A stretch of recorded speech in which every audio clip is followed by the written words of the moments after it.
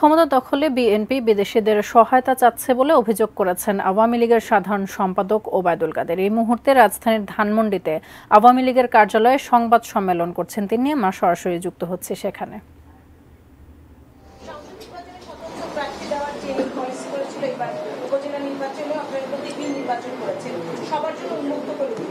এখন যে ঘোষণা এটি আসলে দ্বৈতবাদ সাংঘর্ষিক হচ্ছে কিনা, কারণ আপনারা তো প্রতীক বিহীন নির্বাচন দিয়েছিলেন যে যে কেউ করতে পারবে, সেটা আওয়ামী লীগের পরিবারে হতে পারে, আওয়ামী লীগের বাইরে হতে পারে, সমর্থন হতে পারে। এখন যখন এই ধরনের নির্দেশনা আসে তখন সেটি শুনেন, এই কথা ঠিক নয়। আমি আপনাকে একটা কথা বলি, আপনি সব যুক্তি উত্থাপন করতে পারেন, কিন্তু বড় যুক্তি জনগণ কি চোখে দেখছে, দেশের ভোটাররা কি চোখে দেখছে।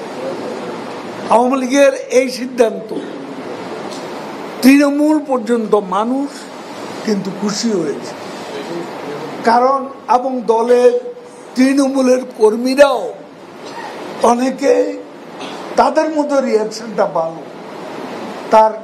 তার কারণ হচ্ছে যে একটা দল, আমি এমপি, আমি মন্ত্রী, আবার আমার ভাই, আবার আমার আরেক ভাই, ছেলে, শ্যালক, এরাও পদ নিয়ে যাবে সব।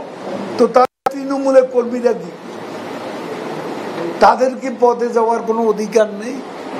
সেই সুযোগটা করে দেওয়ার জন্যই এ ব্যবস্থা নেওয়া হয়েছে। সবাইকে ধন্যবাদ।